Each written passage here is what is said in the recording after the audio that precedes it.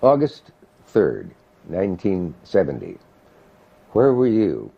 I was spending the evening with Janis Joplin, and as if that weren't enough, Gloria Swanson of Sunset Boulevard, the great Margot Kidder, and Dave Megacy, whose controversial football book had just come out. Janis enjoyed doing the show, which always flattered me, and I was delighted, and I didn't demand to know why she did it, but she did. This one is a little melancholy because just 2 months after this show, I was standing in a kitchen, and a radio said, "Rock star," I thought, Janis is dead. Janis Joplin. It just came like that. A terrible shock. She should have been alive. But she certainly is on this show.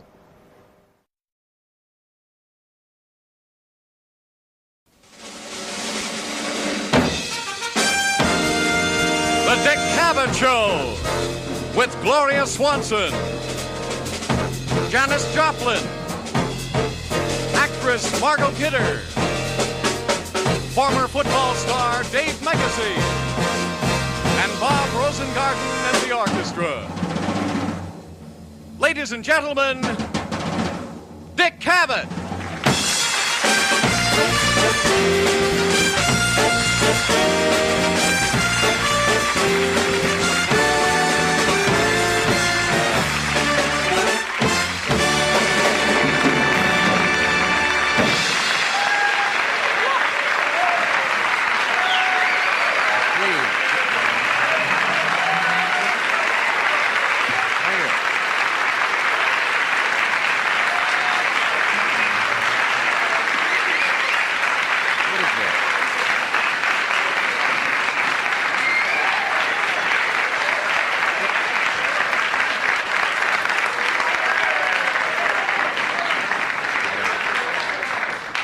Believe it, I haven't heard that much applause since Melvin Laird accidentally sat on a model of the ABM.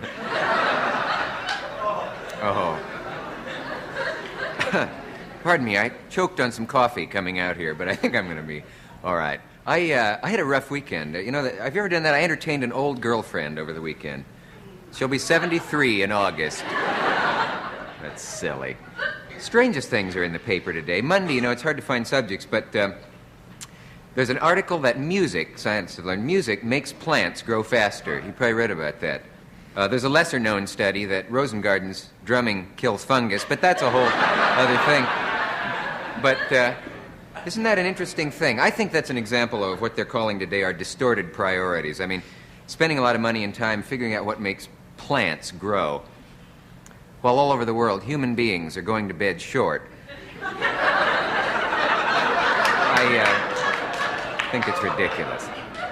But anyway, welcome to New York. This is the Big Apple, as New York, or the Big Dirty Apple, as it's coming to be called. So you'll be glad to know that the pollution index is no longer on unhealthy. It has moved back, I'm happy to report, to unsatisfactory. Isn't that wonderful? But don't worry if you're tourists about things you hear. The subways, in spite of what you hear, are safer than they have been. That's because the muggers are afraid to ride in them or taking taxis. It's wonderful. Anyway, what else? Oh, by the way, I came in last night. There's one thing. I make a lot of jokes about New York.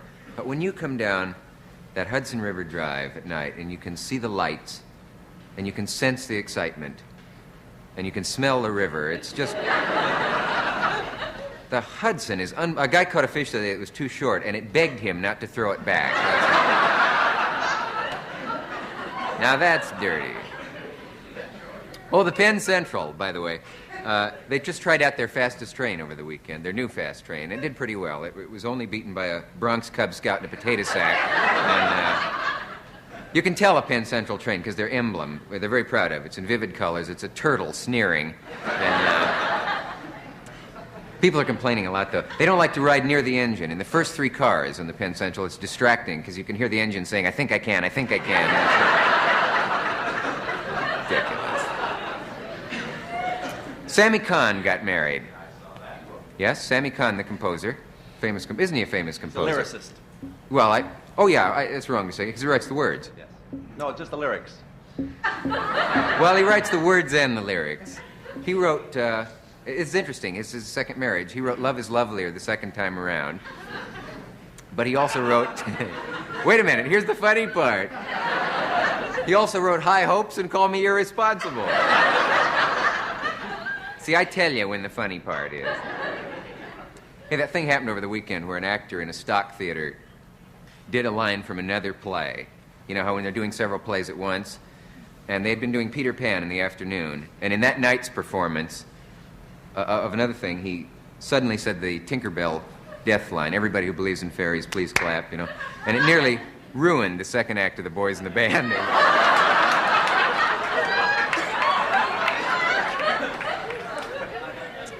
Say, Chet has left us.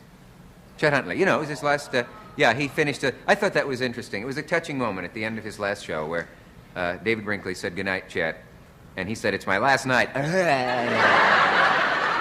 thought that was... Well, wouldn't you do that on your last... No, he didn't. He didn't really do it. Hey, the answer to the thing we've all worried about, a 747 can land in Cuba. Did you see that? A hijacked 747? And Castro, this is true, you know, he saw this, came down and looked at the plane and was very impressed, he said, with it, which is no wonder. I mean, it has 3 more bathrooms than Cuba.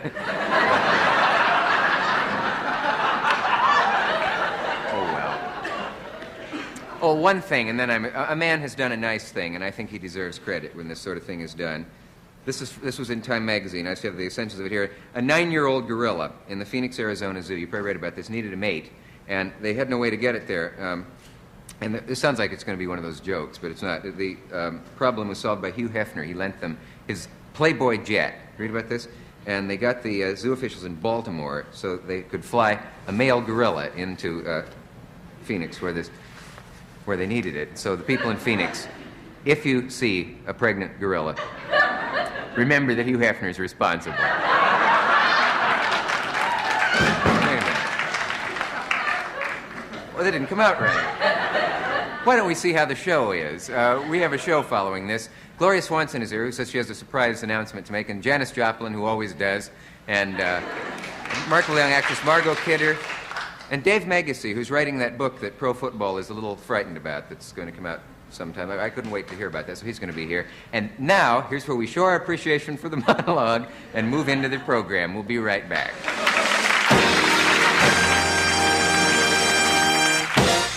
Tonight I would like to welcome station KJ-TV, Channel 17. That's in Bakersfield, California, which carries the show at 11:30. I have to go out there and see it.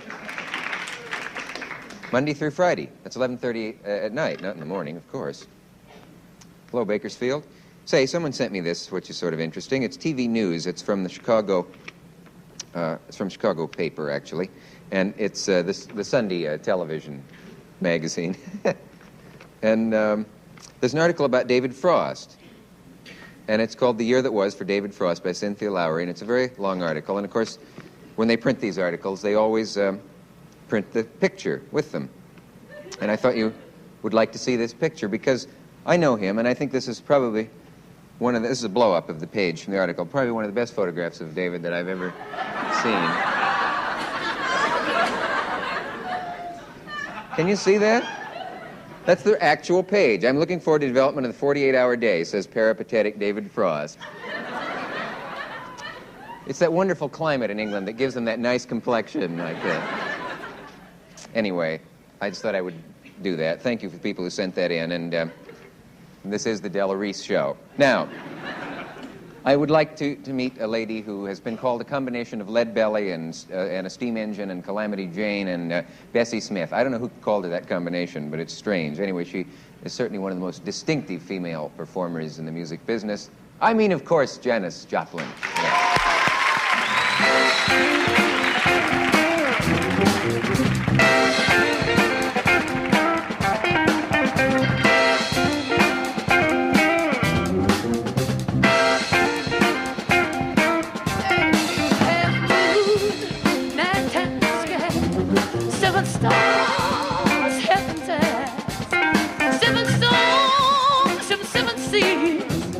Just to bring all your sweet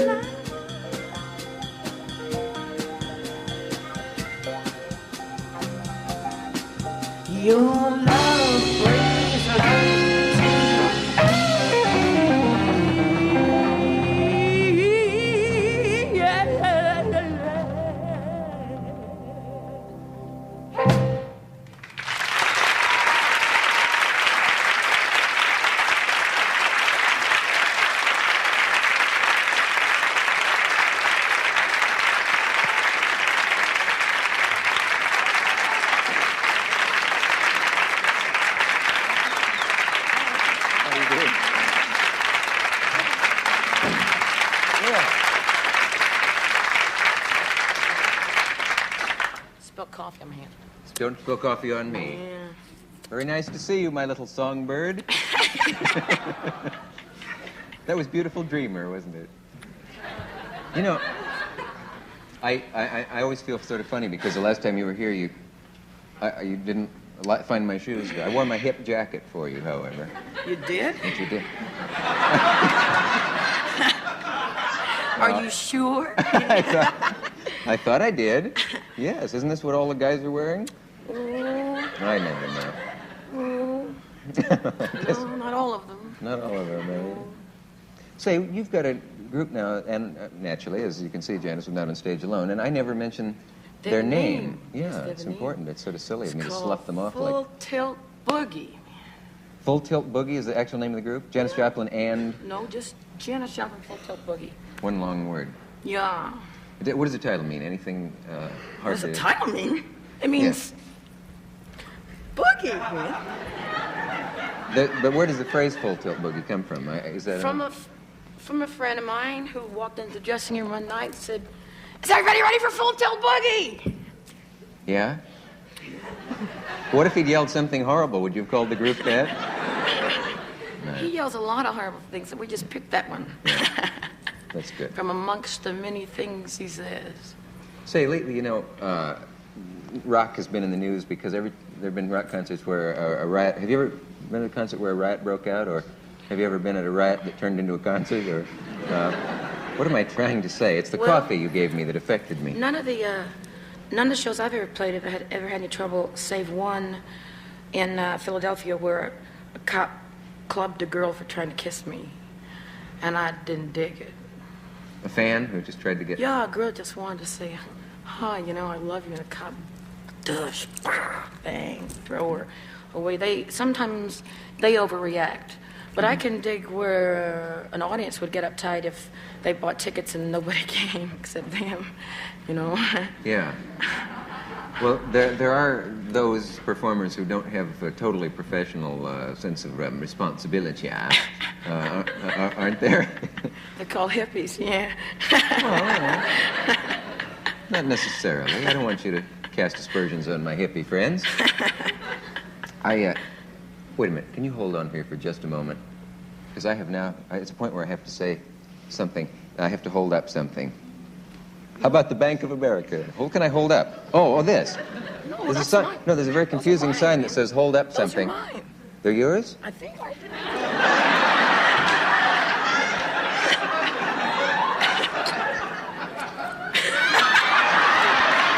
No, those I are swear. mine.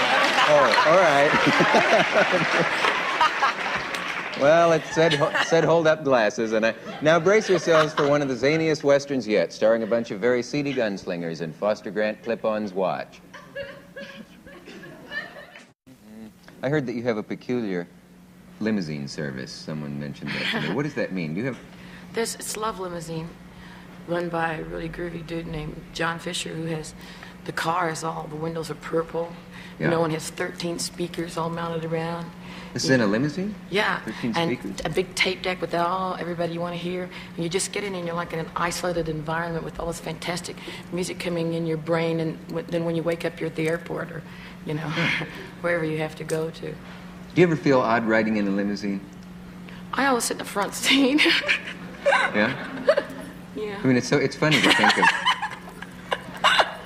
What's funny about the front seat? Well, when you're riding a limousine, you're supposed to lay back in the back seat. I know it, but you feel... I always sit up in the front seat so I can look at everybody, Don't you ever feel funny when people, it stops for a light and people stare, and when you're riding in a limousine and they go, yeah, No, he's and a very even good... worse things? He's a very good driver. The driver's good. They're all afraid of him on the street.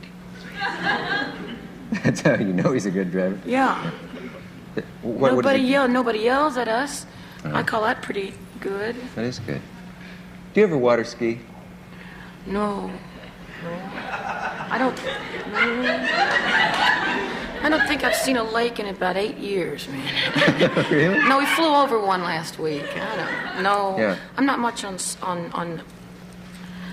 sports. Did I seem to walk strangely as I came out here tonight? I should have watched closer. Well, you were back there, but yeah. I water ski for the first time over the weekend. Did you get up? That's what they always ask, isn't it? I water skied. I know. Well, that's the sensitive thing. I water skied 15 times for approximately 8 seconds each time, and I had to quit. I mean, I have muscles that you would never use in real life that hurt. Well, that's why I don't do it. Yeah, why bother? But next time I know that it's going to work. It's just that I did finally get up, but I keel-hauled myself, I think, a couple of times. Do you know what keel-hauling is? I have no idea. No. In the old days when in the pirate days, they would drag a guy behind a ship. Really? Yeah.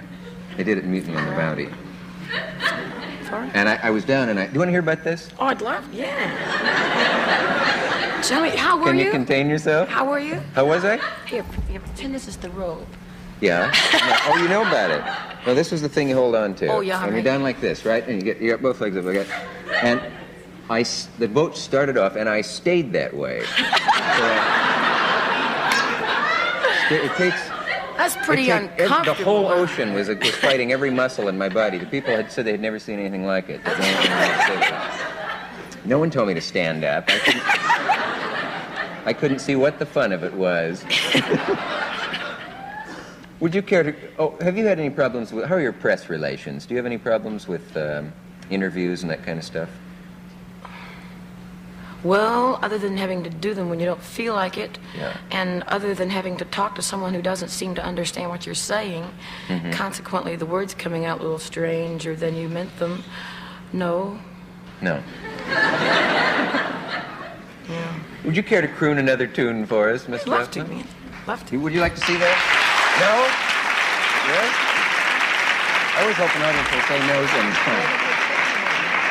You take a... It's behind I can't that. reach my band. There, I'll fill while you're... And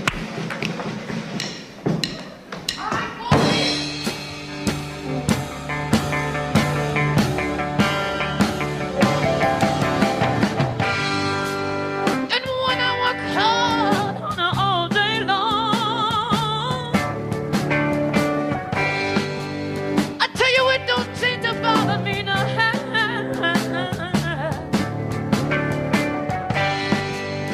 How could anything ever go wrong? Honey, when I got me my baby, Lord, yeah. Yes, I got my baby, Lord,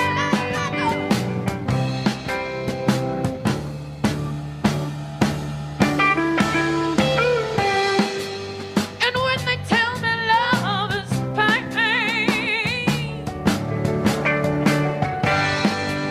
I said that might be true for you, honey, but it's not true for Janis no more. No, no, no. All I've ever got to do is call out that man's name. Honey, and I got me my baby, Lord, yeah. Yes, I got my baby. Well, I don't want to tell you I'm so very glad of you.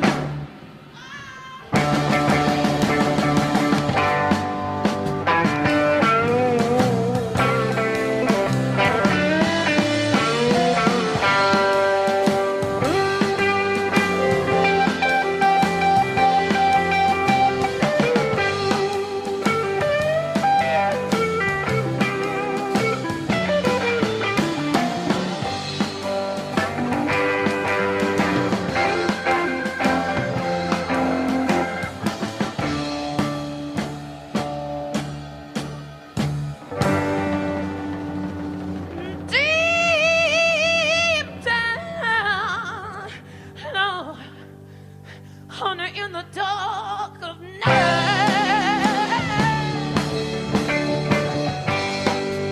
when I lay my head down, I want to go to sleep, but I know everything's got to be alright, honey, 'cause I got me my baby, Lord, yeah. Oh, and I got me my very own thing. And honey, if I want to reach out my hand, he wants to let me always seems to know when to be there, darling, yes he does. But honey, when I want to put up my love, I said, Lord, he always seems to know when I need him. Lord, you don't know how long I look for you, daddy, daddy, daddy, daddy. Lord, you don't know how hard I tried, yeah. But now I got my baby. Daddy, don't you know how much I need you now?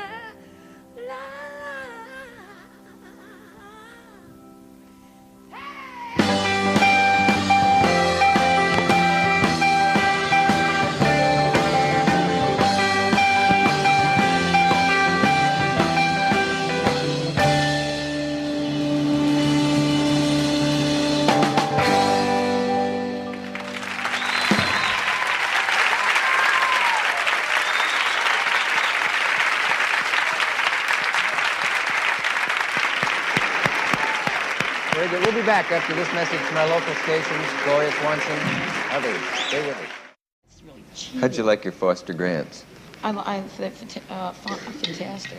Oh, yeah. I'll have to send me a case because I lose them all the time. Do you?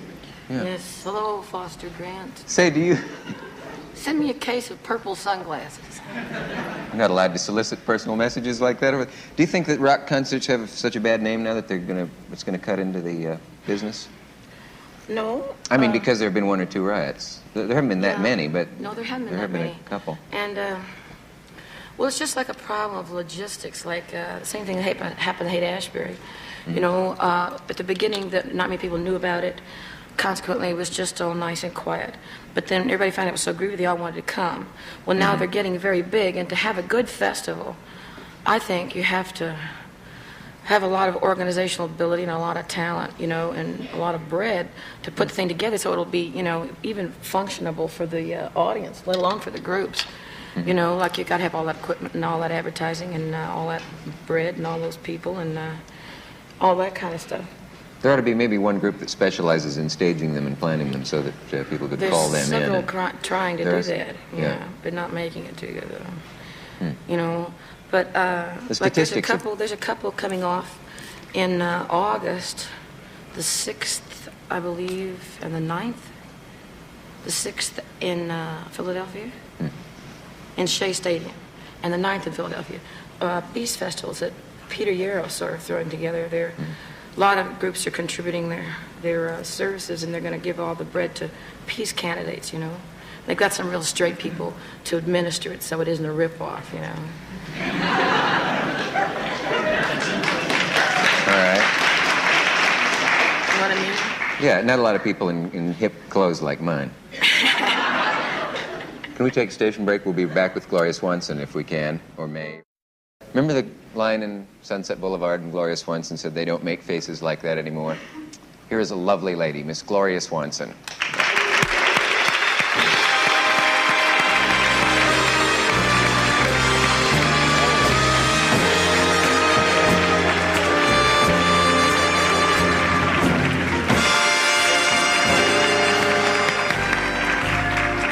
We didn't give you a long enough entrance to fill all the music. Here's something for you that you can give to people as your card. Please don't make a big fuss over me. Just treat me as you would any other brilliant person. You hang funny signs on your wall? No, but... Don't just sit there worry. I think there's one of those in my office. Why are you handing out cards, Miss Swanson? Because I thought they were very amusing for you especially. Well, you're very kind. Like any other brilliant person. Oh. How do you Gee, do? Silver-tongued devil, you. I beg your pardon? What'd you say? Said you were a silver-tongued devil. No, those are not mine. Those are not mine. I wish they were. They were given to me, and I thought you might use them. Thank you very much. Thank you for, you sent me a photograph of a sculpture you did. It was very nice. Oh, yes, you got that. Yeah. You still after my features? Yes, I am. Yeah? I want to do his head. Do you know what I mean by that? Yes, I do.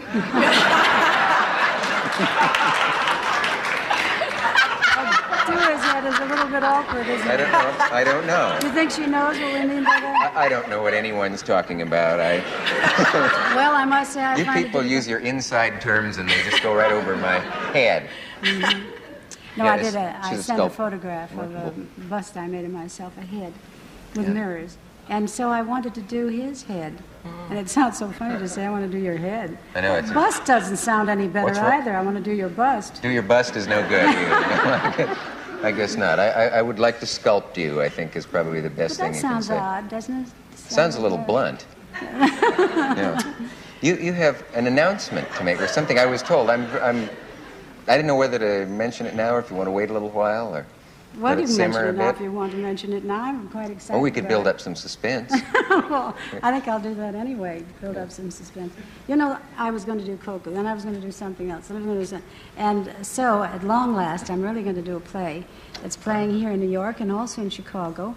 And also, I must look at this now because it's odd places. For instance, Turkey and Johannesburg, South Africa. It's playing at this very moment. And they're going to go from there into all kinds of places like Denmark and Argentina and Chile and Brazil and Mexico. So I'm going to do it this coming up in October. Oh, you're not going to be in all those places, but No, the I'm play's not gonna going be to, here. but I'm going to be all over the United States. You're going to I'm tour yes, in the I old am. sense. Mm-hmm. Gee, that's wonderful. I think it's People exciting. can see And the play is a star in the it's flesh. so beautiful because it's one of those plays that everybody can see without embarrassment, because some people do get a little pink in the face at some of the plays, and which I can understand. And so this is one, obviously, for all languages and all people and all generations. And it's called Butterflies Are Beautiful. And it's quite, I think it's going to be a classic. It's quite lovely. Have you seen it? No, I haven't. I don't Well, know you should, a thing because about it. You don't? It's been playing for quite some time. I know, but I'm so behind on the theater scene. Yes, I just don't. I can imagine so. With this Being job, here, it's very yes. hard to get out to plays. Well, it's about a blind boy, and it's very interesting. And I'm Oh, sure wait. some... You don't mean butterflies are free? Well, didn't I say that? I think you said butterflies are beautiful. Oh, I beg your pardon. Well, it is beautiful. Butterflies They are free. beautiful. Yeah. Yeah. And, Oh, yeah, I know that play. Yeah, they did very well. well, And they're you're going to still- tour all over America. Yes, with they're it. still doing it, you know. They're still playing it here. Did you ever do that? Did you ever tour the country in the old... Well, I have done it in summer stock. Yes, I did do it in one or two things, like Mm-hmm. Three Curtains. I did 3 one-act plays. One was Shaw's Man of Destiny, and James Barrie's Old Lady Shows Her Medals, Mm-hmm. and Panera's Playgoers. I toured in that. And I've been around in many places, either with the picture, you know, a picture that I've done, or someone else's picture, or my clothes business, or whatever. I know. That's a nice announcement. I thought maybe you were going to announce you were getting married again. No, last time you were here, you revealed that you had been married 5 times. Did I? Yeah. What a good memory you have. I don't. You don't remember all 5 of them, huh? No, as a matter of fact, you put them all together, and I don't think I was married more than 6 years. Is that right? No. Are you optimistic or terribly romantic, or are you just a silly? No, you know what I am? I'm a romanticist. I cannot stand to see anything to get into a rut. I don't care what it is. Mm-hmm. I'd be taken for granted. I can't stand this. And That's I think certainly it's a the enemy pity. of marriage, a romantic idea. Well, the end of it? Sure. The enemy of marriage. Oh, the enemy, yes. Sure, If you because- lose it and it becomes so, you know, like, I don't know, just dull. Mm-hmm. And I don't think this should be that. I think it should be the first thing that happens, I've often noticed that people who don't have children right away, they're inclined to have, I think, a longer marriage. And I know some couples that have no children whatsoever.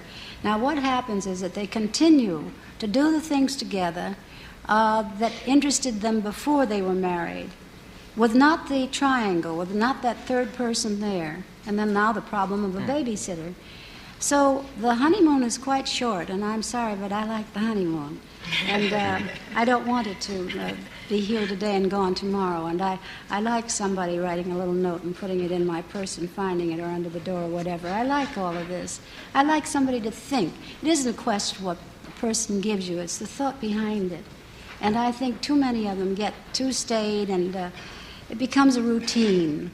And I don't think it should. I think it's a pity to have something as beautiful as that could be if each one was worried about the other person and about trying to, well, we'll play jokes together and, you know, have fun and have the same interests if you possibly can. So you've celebrated your wedding anniversary by another wedding occasionally. That's right. I see. Here's a word about Stay Puff and Stay Flow. You remember them. Talking with 2 stars in a different field. Oh, now all you gorgeous women can have pretty feet, too. As well as what?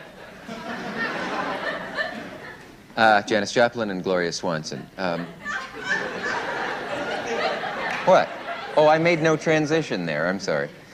Do you, Miss Swanson, fight the battle of the midi, the mini, and I was trying to gauge the length of your costume I wonder dress. if the lady saw it when I came in. Did you see that it was It's a little longer, in isn't it? between? But you Yeah. know, this is really you were on a cloud then in the 1938 probably. And in the 30s, this is the way we dressed. I have to stand up to show you this. Stand up. I'll also have to stand up, too. No, you don't. No, you don't. Well, I have to sit. There. Oh, I have to sit down to see? Now that's it. I don't think that length is bad. Do you? No. You like it? I don't Well, the mind. men don't usually. It isn't, you know, it's... Yes, but now look what happened. See? Now that's a long coat, but the dress is short. See? So you have the best of 2 worlds.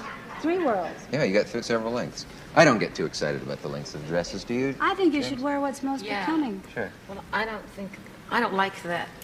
I like that or that. You know?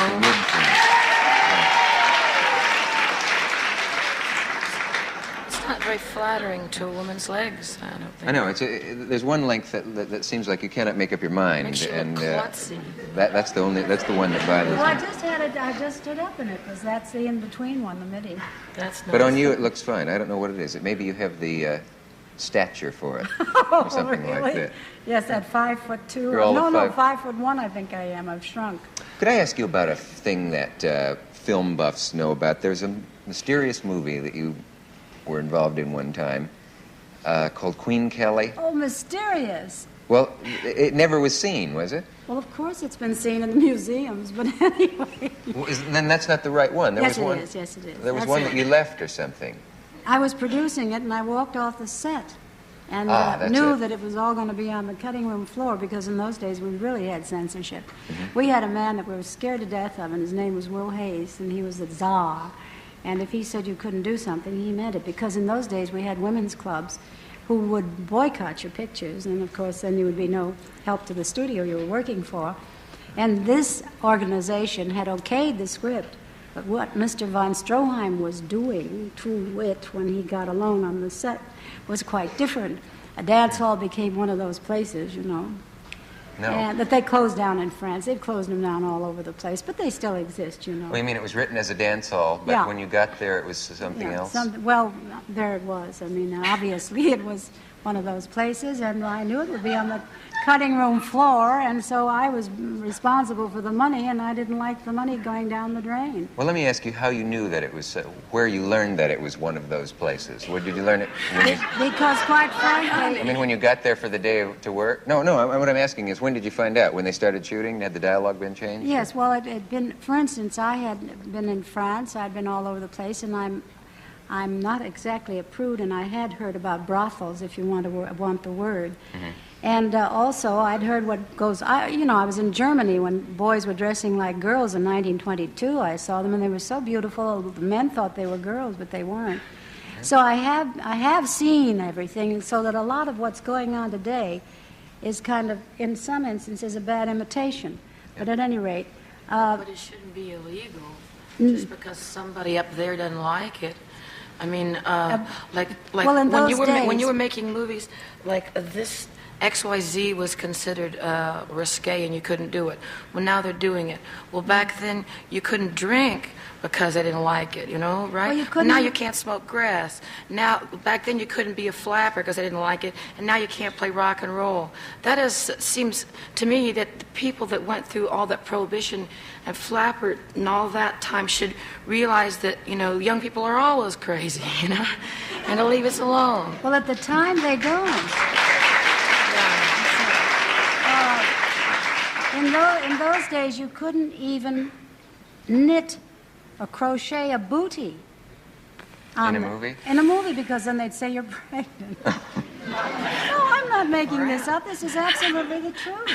I still haven't found out how you found out that the scene you thought was a dance You hall. will never, because I had seen it. I had read Because it about looks it. like one, man. Well, you had your. You mean when they yelled action, they meant action? No, it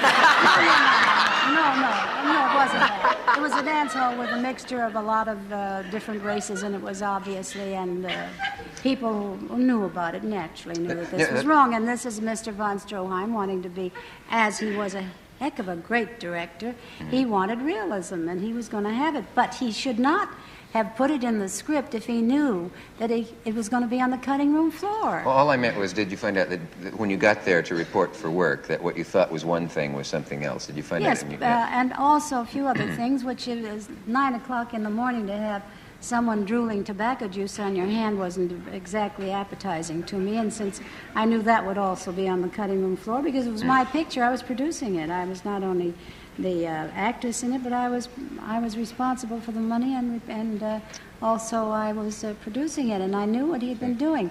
Although the bankers had wanted to put 2 people in charge so that this wouldn't happen. I don't know where these 2 people were because they didn't see what was going on. I was on the set every day, so naturally working, I knew what was going on. Over the director? Well, he was a little difficult to control, and this is why they had put somebody in charge of just watching him, like nursemaiding him, you know. That's Eric von Stroheim. Yes.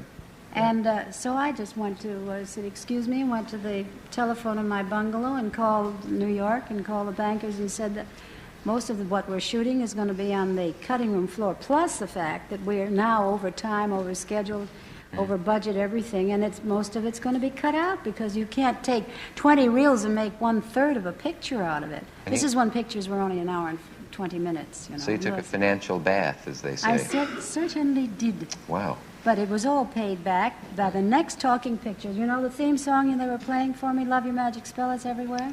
Yeah. Well, that was the first talking picture, the picture that I did right after Queen Kelly, and all the profits of that, not all of it, but a great deal of money went to paying the bankers back for the losses on Queen Kelly, which was on a shelf, and now a lot of people... Can it be seen today? Well, it's a sort of an unfinished thing if somebody wants to see it, but I must say, the youngsters are amazing to me.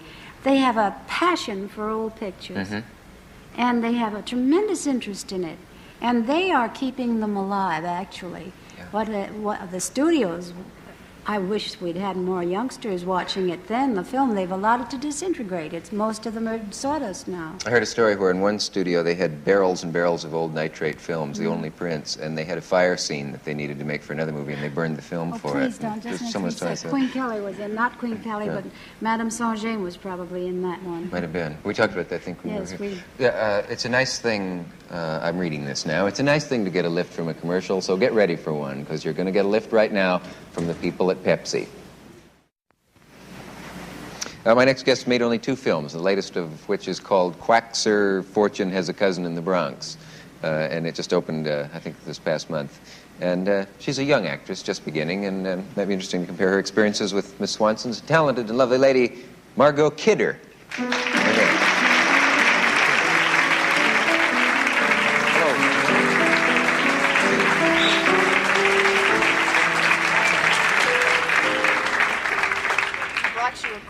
No bare feet.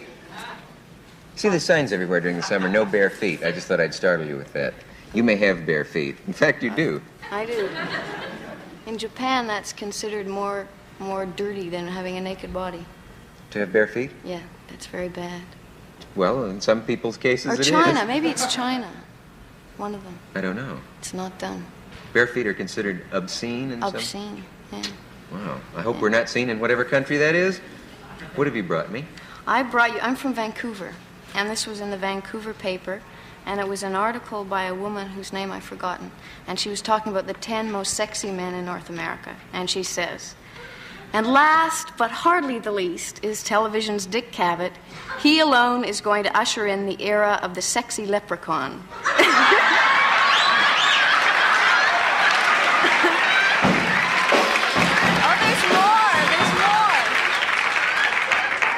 Cavett is scared of women. That's his charm. He hides behind his wit like a brave coward with the face of a cowboy hero, a two-fisted pixie. Oh. There you go. Could you vomit from that? What is that? It's a two-fisted pixie. What does that mean? Oh, get this chicken knuckle. No, listen, you're the... Who wants a two-fisted pixie? But Have you ever heard of anybody saying, I'm just dying to find a two-fisted pixie? Do you know what I say when I was on the desert? I used to say, let me know when Angel Face comes on. And I'd come into the room and look at you. And you were talking about me? Yes. You're weird too, then. What is this? You are one of the 10 most sexy men in North America. What was the part about last, though? Hardly the least, it says. She I'm last but hardly the least. Could you underline that part? What? That is really about as nauseating a little thing as I've ever run into. I don't think it is. No? No. A two-fisted pixie. So I almost got it wrong. Well, how are you otherwise? I'm great. How would you like to have people writing things like that about you they don't even know about? Who is this woman? She wrote a book called The Sensuous Woman. Oh, it's that babe, is it? Did you have her? Yes, the woman who wrote Sensuous Woman. No, Jay is her name. Jay. She's a mysterious woman who's who No, calls she herself revealed her Jay. name. She revealed and her she did name. reveal her name, and But it I slipped my forgot mind it. again, which probably will put me in 11th place if you watch the show tonight. But that's interesting. So you live in Vancouver, you know, but how your hair is red. I think you're blushing. Only my ears blush. Isn't that nice? Yeah, I do. Talk about things like that always sort of bothers me. I don't know what it is. But your ears? Yeah. Well, how do you expect a two-fisted pixie to react? That's the worst thing I ever heard. You live in Vancouver, but you're an actress. Actresses are generally found in Los Angeles or New York. How can you be this? How is that possible? Well, I don't much like Los Angeles or New York as a place to live. Oh. Really? No. In Vancouver, I have mountains and a beach and... So you've gone Vancouver on us? I've gone Vancouver, yeah. 100%. How old were you when you started in movies, if that isn't too personal? That's not personal. No? No. I did TV and stuff, starting at 16. Yeah. And TV and film, and then I've only done 2 American films. Why have I gotten the impression from something I read about you that you can take acting or leave it? That's right. Is that why I have? That's why. Now, what does Yeah. that mean? You mean if somebody said to you, you cannot make a film again, would you be very...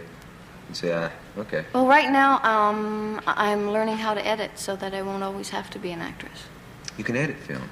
I'm learning. I'm learning the CBC in Canada, which is like BBC in London. It's government-sponsored TV, is letting me learn the technical stuff there. And then also Bob Altman, who's editing the film he just shot in Texas, in Vancouver, because he's moving up to Vancouver, has said I could hang around and be assistant to the assistant. So that's really neat.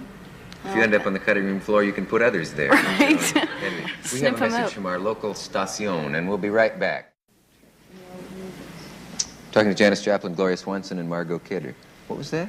I said I learned a trick that the actresses did in the movies in the 20s and the 30s. I had to do a test in Hollywood, and I had to wear, you know those very slinky satin dresses that you wore no underwear under at all? I couldn't figure out why actresses in the old movies always had hard nipples, and it just looked so sexy. And I found out I asked the director finally, and he told me it's because they always kept ice cubes in the dressing room. And isn't that wild? Isn't that incredible? It just blew up. I shouldn't have said that, right? Well, I've got a story to tell you about a girdle. It's all right. You can mention ice cubes on this show. Doesn't matter at all. Do you know I invented the panty girdle? You did? Yes, because Well, of you the ought to movies. get a medal. Well, I want to tell you why. Because nobody knew this, but I was going to have a child in about 6 months. And I was wearing a white satin gown from Coco Chanel. And the girdles that we had in those days came up too high. Yeah. See, so I had a little lump there. Now, of course, I was weighing a lot more than I weigh now. Now I'm trying to gain weight. So I said to this corseteer, to this woman, look, I've got to do something about that bump there. Now do something about it. And she said, what? And I said, well, can't you make the elastic girdle come down to here? Well, I'll tell you what happened. So and I took bloomers we wore in those days, bloomers. And they were made of they were made of silk. And someone in the audience will remember this. And I said, you see these, and I want you to go away, and I want you to make some in elasticize. In those days, they only seemed to pull one way. She said, oh, madame, I cannot do this. I cannot do this. How are you going to you-know-what? I said, never mind how I'm going to do you-know-what. And I said, go away and come back. Well, 10 days later... 10 days? 10 days later, my maid came in to me and said, I was in the dressing room, the bungalow, and said, somebody wants to see you in the sitting room. And I went in there, and standing by itself was this thing in the center of the room. Exactly, if you please, like one of those armor suits. Sure. And I looked at this, and because in those days, they had it was like canvas. They don't have the soft. Now we have the chiffon stuff that looks like lace, and you can pull it. Sure. Here's this thing sitting there. Now the problem was, how am I going to get into it? So I said, come on, I'll get in, but now I have to have you pull on this side, you pull on this side, and somebody in the back. Now, as they pulled, 1, 2, 3, go, my head went down and my bottom went up. So we got so hysterical, all of us, we piled up on the floor. We were laughing so I thought you were going to say they fired you into New Jersey or something. The problem of getting into this thing. I didn't worry about how I was going to get How up. did you... The thing about those clothes is that anything you wear underneath shows. I mean, I couldn't even wear... No, but it didn't, because I had it come up to here, you see. I didn't need anything from here up. And I got rid of that because it came down to there. And when my satin dress moved, it caught the thigh. And I don't happen to have a big thigh to begin with, so I was all right. It was just that lump there. Well, and the lump here it took care of, too. So anyway... Well, as fascinating as this is, if you ladies want me to leave while you talk like this, I don't mind at all. Our local stations have a message. Our next guest was one of pro football's most ferocious linebackers, and then he decided that football was not only too violent for him, but maybe corrupting himself and the country. Dave Megacy is his name. He's written a book, which is not out yet. It's called Out of This League, but a lot of people are dreading its publication and are not looking forward to it. And I thought it'd be interesting to hear something about it ahead of time. Will you welcome, please, Dave Megacy.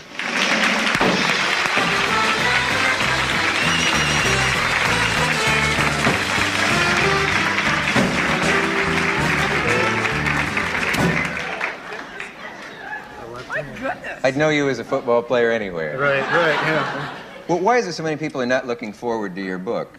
I've heard so much about it. And how bad was football on you? Did it louse up your values, or is that putting it to... I don't know if it loused them up. I think it kind of bent my head around in some strange ways, for sure. Tell me about that, though. You played in high school. You were a high school football star. Were you, in any sense, corrupted by the sport in high school? Yeah, I think that, I went to a small high school in a cow town. Mm-hmm. The cows used to come out and watch us play the games Friday night. The actual cows? They actually did, right. Yeah. And I was a poor kid on a scratch. My father was a farmer, and I went to a high school that was, I guess you might sociologically call upper middle class, and that was my entree into making it, and I did. By being a good football player. Yeah. Well, where did it begin to go sour for you, and what way?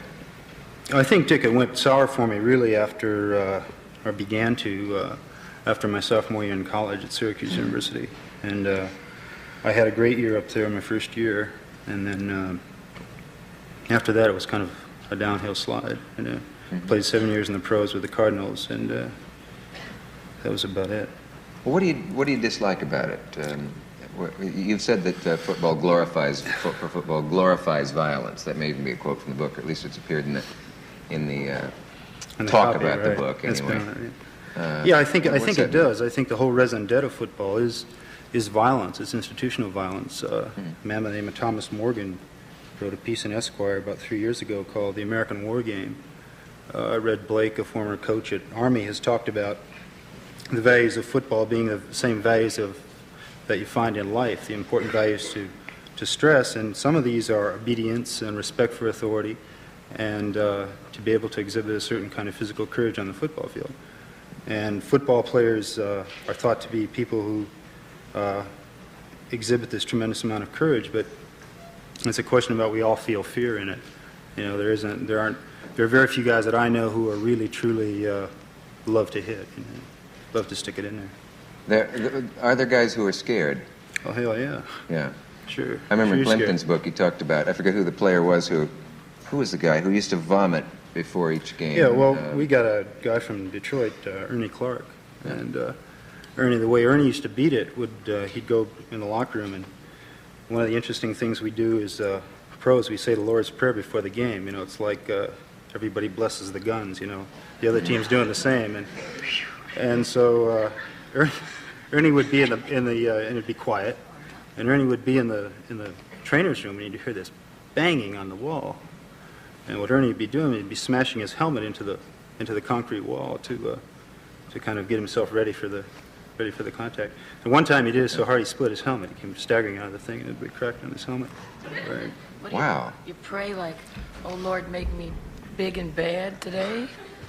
Well, no, you just say the Lord's Prayer, and say. What does that have to do with doing unto others as you had them doing to you? Hell, I don't know, Janis. That's one of the inconsistencies in the whole thing, right? And one of the right. And I think it's... We'll have more war if we don't have those kind of games here, because people have to get rid of... It's just like youngsters being handed play guns, a toy that's a gun. They grow up not knowing, having any fear for it or respect for this horrible, lethal incident. Yeah, I It's think just that's terrible. true. I think, football serves a function, and I see it as a kind of dichotomous function. And on one hand, it titillates people by glorifying violence in the sense that football is the only major sport in this country whose sole raison d'etre, in other words, its basis is violence. In other words, I can't, if you're a tight end and I'm playing opposite you, John Mackey, and I can't, psych you out and fake you out and put moves on you, at some point it comes to a showdown and I have to defeat you. I have to do violence to your person, or you have to do violence to my person. But everybody expects that as part Right. of the game. And I think that, all right, this is the titillating function, but the pacifying function is, and I've experienced this out on the field, if like a guy really gets stuck really hard and you hear the fans go, ooh, like that, it has this kind of effect of, letting it down. And by the time the fans are through with 60 minutes, I mean, they're kind of wrung out. And I think it does serve that function in the society. And I see it as a negative thing, though, because But it's also the daddies sitting up in the, watching the whole thing. They're just right back there on the field and go. yeah, there's a whole Why vicarious is it a negative thing, though? If Well, it I see serves, it- if it well- serves a valuable purpose. Well, this thing Conrad Lorenz talks about the ritual right. among animals, and that football, in a Necessarily sense, right, is the acting out of that ritual. It's been deprived of defending Yeah, I your don't think so. territory and defeating someone. And It's a good, maybe it's a good. no, let me just finish this, because I safety think valve. the safety valve is, and I think that it's kind of like you take people's minds off of, what's really bugging them and the real problems that they have to face, and, in their own personal lives. And it's like, as I've said, middle America's theater, it's Nixon's theater. And, it's laid out every Sunday for people. It was interesting, and this, if you remember when John Kennedy was assassinated, the National Football League played their games, and the country was at that time 2 days later. right. The country in that time was in a period of mourning, Yeah. and Roselle, the commissioner, made the decision that we should play football because we needed to pull the country back together. It's the idea if everything is if we can play football, then our country's not disintegrating, that kind of thing. It's really weird, but that's how I read it. Are you suggesting that he didn't believe that, or that he did believe it and Well, I that he's think wrong? that there are a lot of things operating on him. Certainly the owners who were going to lose their stadiums full of people, and television people who had a lot to lose. When you were at Syracuse, now that's a good college obviously for football because of all the guys that have come out of it. Yeah, outlaw school. What? It's an outlaw school. What does that mean? Well, there are certain schools that make pretenses of their ball players having academic credentials, and Syracuse isn't one of them. It's not. The function up there is you go there to play football, and it was really interesting because, if you contrast like a Ben Schwartzwalder versus a Bud Wilkinson, Wilkinson is going to teach you all these values. He's going to say, look, you've got to be humble, contrite, polite, clean-cut, the whole trip, and stay out of bars and away from loose women. But Schwartzwalder, if you produced, you could do any damn thing you pleased. And Which of those guys is right? well, I think that given the nature of football, I think Schwartzwalder is, and given the nature of what college football does to the individual players, one of the most exploited minorities in the country, are college football players. They get paid approximately 25 cents an hour. There's a few others. Yeah, no, obviously true, Janis, but I'm just saying is that a guy earns, you say, the argument is that we're giving these guys a college education. All right, out of my class at Syracuse, one guy graduated. Okay, Out of your That kind of you mean among the football players? Yeah, other football players. Out of my class, one guy graduated. Do they really do all their classwork? Well, Do they? How can I see? I had a I've seen how they brother. do. I had a brother once who he was a hell of a football player. My brother Dennis, and he needed some grades. So he signed up for these courses in summer school, and he went back to Cleveland and worked, and came back, and he had them in 6 units of A's. So I mean, that's the kind of. Wait a minute. What was wrong Somebody with it? else took the class. Well, no, they just filled him in on the records, Oh, I see. Right, keep him eligible. You have to maintain your eligibility, which is the C average for approximately 15 hours at Syracuse. So, this is, in one sense, the reason for the book is to really talk about this reality. I think most people who really dig football think it's pure American young Americans out there doing their thing, and reflects all these positive values of society. And on the contrary, I think it reflects more the values that we want to de-emphasize. And I say we of, the counterculture, as Rozak has defined, people of the movement and so on. You're like cheating. I have to ask you to hold for just a minute. Well, Dave. just the From our local stations, and we'll be back. Talking to Dave Megacy about his book, which will be out when? October, and it's Ramparts Press is doing the publication. They're in Berkeley, and I'm living out in Berkeley now, so we've got a nice relationship going. They say that, well, you hear sometimes anyway, that a guy who is there on a football scholarship and is doing well can get away with just about anything he wants to and still stay in school. What are some of the what are some of the anythings he can get away with? How true is that? We had one guy who threw a bowling ball out of an eight-story dormitory at the RA. The RA is a resident advisor. He's a guy that corrals the people. And he was apprehended because he was pretty juiced. And he said his only regret was that he didn't hit him. He just hit he and the guy. But he stayed there. He stuck. I mean, there are just various stories. I think you can get in kind of a war story thing of telling how bad a certain guy was. And Syracuse had its group.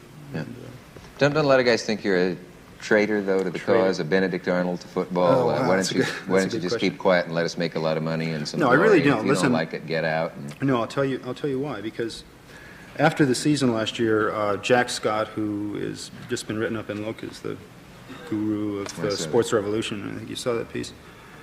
Jack was teaching a course at Cal Berkeley, and he invited me out to be a guest lecturer, and I went out and did that trip. But while I was doing that, I got to talk to the scholarship football players.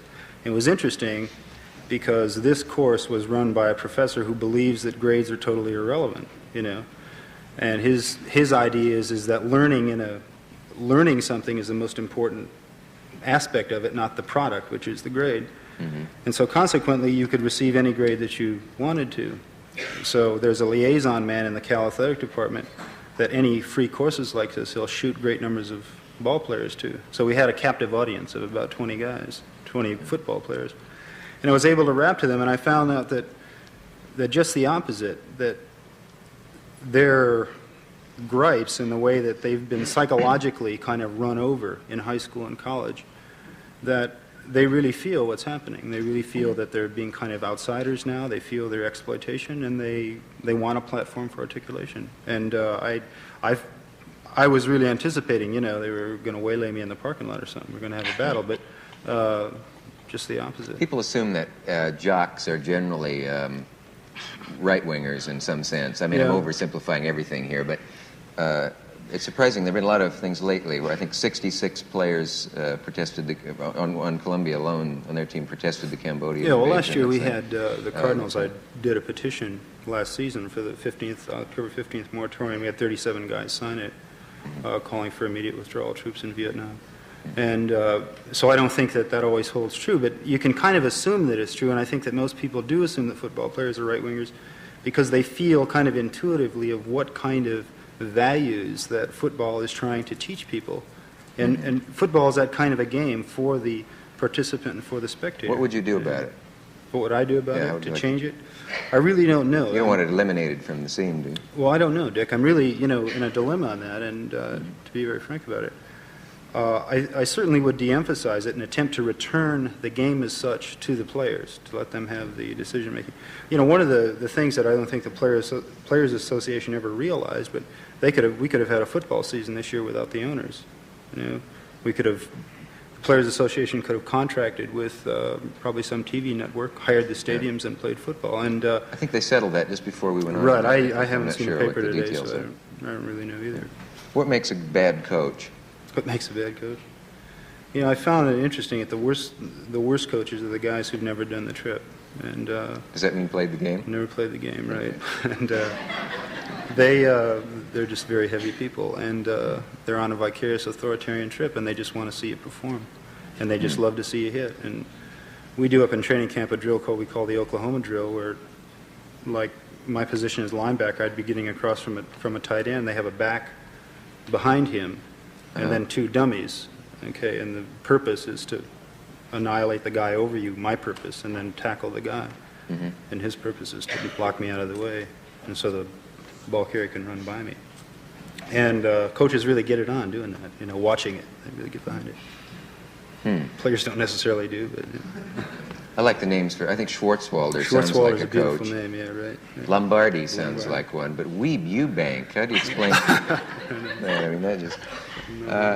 well, would you ever become a player again under any circumstances? No, I don't. I've had it as, you know, I've done 7 years in the league, and... you did very well. You were making good money. Making good money. So they can't say you weren't. Also ran, right. But as Chip Oliver, and Chip is the Oakland Raider outside linebacker who quit, and Chip's living in a commune over in Marin County in California. The mustard seed, Janis, we know about it. Yeah. He's really a far-out guy. He's a very together person. And he told Al Davis, the GM, he said, listen, you know, you treat me like a man and I'll play. I really want to play. I like to play football. But I can't put up with, you know, the bull crap, you know, that you have to go through in training camp. Bull feathers. Bull feathers, right. Imagine lying around Marin County, being nice to people and having people be nice to you is a lot better than kicking the hell out of people. I don't know. Yeah, it's a different trip, right, Janis? I mean, it just sounds like more fun to me. You know? Yeah, it is. I don't know if maybe I question the idea that you can't. That is better than that, right? Right.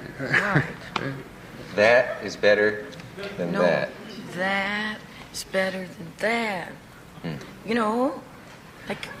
I'm learning a lot here tonight, I must say. Then all sports would have to go. No, I don't think so. Ice hockey is pretty rough. Yeah, it is pretty rough, but... I'm not talking about... There's something special about football, you're saying, well, yeah, let me just run a rap down. Can you do it in 30 seconds? Yeah, the speciality of football is that inherent in the structure of the game, there has to be a physical confrontation where one person has to defeat another in most positions. No other sport is like that. Hockey isn't like that either. You know, the raison d'etre for hockey is to get the puck in the net. You know, boxing, right? And I'm talking about team sports and major sports in this country, right? Did you have trouble finding a publisher? Well, I did. Interestingly, I did, and because I contacted some of the major houses here in New York, and they kind of turned me down. And Ramparts Press gave me, I guess it's considered a small advance, and I did the book.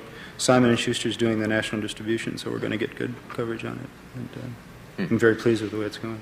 Are there any professional athletes who aren't writing a book this year? Yeah, I don't know. It's the year for them. I guess Johnny Sample's doing it, too. We have a message. We'll be right back. Cavett is scared of women. Hides behind his wit like a brave coward with the face of a cowboy hero, a two-fisted pixie. Blah! Tomorrow night, Mort Saul, Rosalind Drexler, and critic John Simon, and any two-fisted pixies that we can scrape up. Thank you, Miss Swanson, for being here. And thank Janis Joplin, Margot Kidder, and Dave Megacy. We'll see you tomorrow night. Brett Boy speaking. Good night.